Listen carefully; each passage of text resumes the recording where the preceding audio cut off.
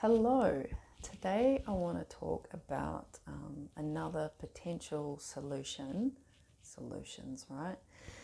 Another potential way in which we can assist with environmental matters. And where I'm going with this is I'm going to talk about the inner and outer world and how interconnected and interrelated that they are. And how obviously environmental matters can be associated to that and how we can assist with them. Now, I'm not here to talk about whether climate change is real or whether it's created through, the human behaviours that we conduct ourselves in, or whether there's other organisations trying to create change in the environment, or whether it's a cyclical thing of the earth, all of that sort of stuff. I'm not here to talk about that, and that's not the purpose of this blog. But I am going to bring the awareness that, there are many places in the world in which the climate is different. The environment, landscape-wise, is different. And we are aware that there are things that we are doing that we don't feel okay about doing, right? It doesn't necessarily bring us happiness to go to a place in which once had a flourishing forest to then see that it's no longer a flourishing forest, right? And so, I fully understand that. And so where I'm going with this is that I want to talk about how we internally feel is also how we externally feel. And how we externally feel, how we feel about the external environment is how we also feel about our internal environment as well. And the way in which we treat ourselves is often also the way in which we treat the external world, and vice versa. It's sort of coming back to the whole law of correspondence, right? As above, so below, as within, so without. This is our home. Your body is your home, and so is Mother Earth. She is your home as well. And, the more internally we can be quiet, the less externally we need in order to satisfy ourselves. And the point that I'm making there is that the more that we can be internally happy with who we are and then, not always, but then we can be more satisfied with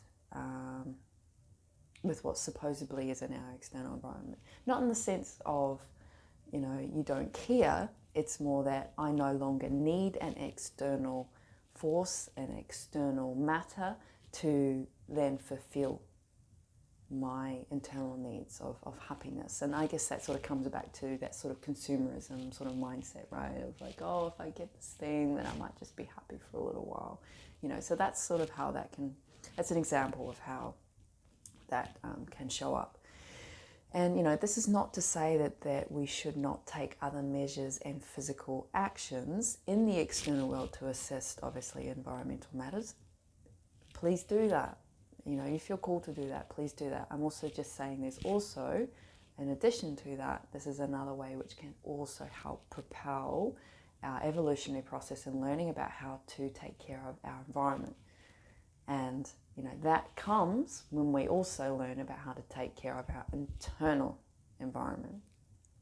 And also, when you're making those actions and making those decisions in maybe it could be something simple of instead of buying this thing, you're buying this other thing. Or instead of flying on that trip, you're going to carpool with 10 people or whatever. You know what I mean? It's a scale of things, right?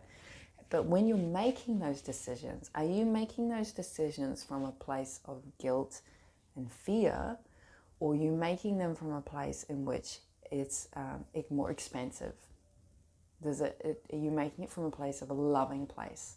Like, I am choosing to go on this carpool because it's going to be an amazing trip, and I know it's going to reduce the amount of miles, and we're going to save money, and all that. Or is it coming from like, I feel really bad about flying, so I must drive instead, or I'm not saying that flying or driving one way is better than the other. I'm sure we could do our own mathematical, scientific calculations as to, the amount of CO2 and all these other gases and other environmental detriments and la la la la la, right? But yes, so coming back to when you're making the choices of what it is that you're doing in your external world, is it coming from a loving place or is it coming from a place of guilt and fear? Everything has an energetic push and pull in it. Everything. And you may find that when you make decisions from a loving place, there can be a potential difference in the way in which the world starts to present itself to you. And also, again, remembering the Mother Earth is very, very resilient. You know, this is not to say you can go out and just disregard, you know, making more environmentally friendly decisions in your life. But at the end of the day, she will do what she needs to do in her own evolutionary process, whether the human is there or not, right? So we kind of forget about that sometimes. And then sometimes people can be also a little bit like, oh my God, but the human must survive. Yes and no, you know, like who's to say that the human has to be here in this existence forever either? I don't want to get too far into that, you know, I want to start some kind of existential crisis with people, but yeah, you get what I'm saying is like, we have a responsibility, but also at the end of the day, she will decide what she needs to do and she will move and shake herself how she needs to. And whether we're here or not, you know, that's a whole other thing. Also, having compassion for those that don't have the capacity to make those more environmentally friendly decisions, or those that don't care. They literally don't care. Because at the end of the day, if they don't care about an environmental outcome or impact, it's often because they don't have the care for themselves. They don't have the love for themselves. I'm not saying this is justifying bad action and bad behavior or what, you know, I don't want to leave things good and bad either, but at the end of the day, maybe if, you know, you're having a discussion with someone and they don't really see something from your view, hey, we live in a multifaceted world. There's a million perspectives on even maybe the shade of, I don't know, this cord. You know what I mean? You get what I'm saying? So if you want the relationship that you have with that person to be more expansive than constricted, then sometimes it can pay to have some compassion for, oh, they don't care about this issue right now. Maybe because they don't really maybe care about themselves, or maybe they're going through some really dark stuff, or they've just never had the capacity to expand their care and their awareness beyond self. I don't want to judge, but you know, closing down that relationship can obviously be beneficial in some cases, but not always. Because if you have that door open that may mean that one day that they want the guidance from you, that door, they'll feel like that door is always open. And it may not come from you. It may just be, again, especially when it comes to family, right?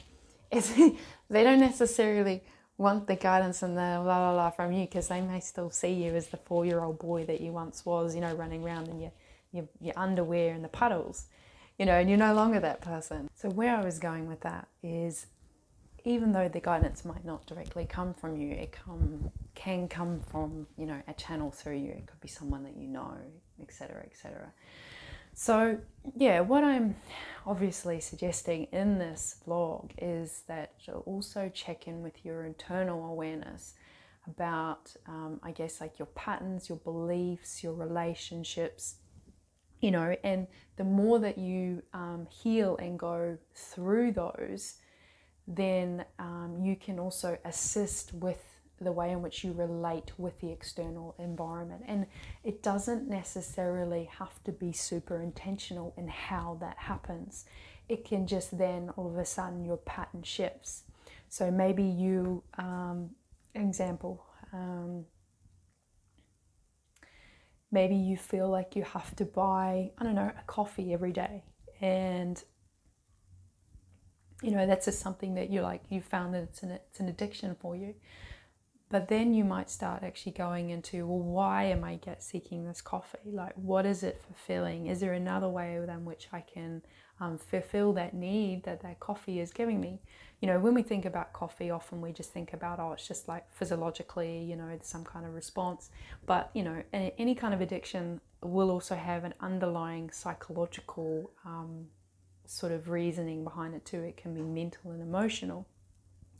And like, yeah, the whole purpose of the video is not me going into the psychology of the human, but, you know, and that of course is a pattern that maybe you don't want to continue having. And it also has an environmental impact, you know, by purchasing coffee every day, you know, depending obviously on the cup in which you are obtaining it in, but then also maybe the amount of miles it has to go, and then all the resources that might go into like making the coffee. You know, if you're living in a place in which you're like growing your own coffee beans or whatever and you're roasting them and all that, that's a whole other different story, right? So anyway, so say you work through this addiction of coffee and you find out what it is that it's like trying to fulfill, and you find that you're no longer addicted to coffee, and then you don't buy it, you know, or you get it once in a while. That automatically has shifted your relationship with the external environment. That's shifted a transactional, a consumerist behavior that you have just from doing your own internal work as to why you were feeling like you needed to do that every day. You know, maybe it is like something as simple as, oh, I was really, you know, not obviously just the physiological effects of the coffee and the caffeine on the body, but, you know, I was really enjoying going to you know, I'm talking hypothetically, I don't drink coffee, but, you know, I really enjoyed the whole process of going to the cafe and talking to someone, or, you know, things like that. So then you found another avenue in which you could feel satisfied in the way in which that activity of going and buying the coffee every day was. So that's just an example, obviously, and that can be applied to lots of different aspects of your life in lots of different ways, and not just your life, your family and your community.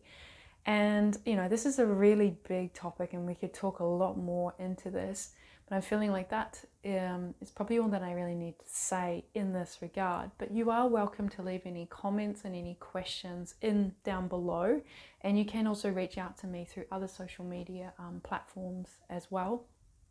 And I will see you in the next vlog.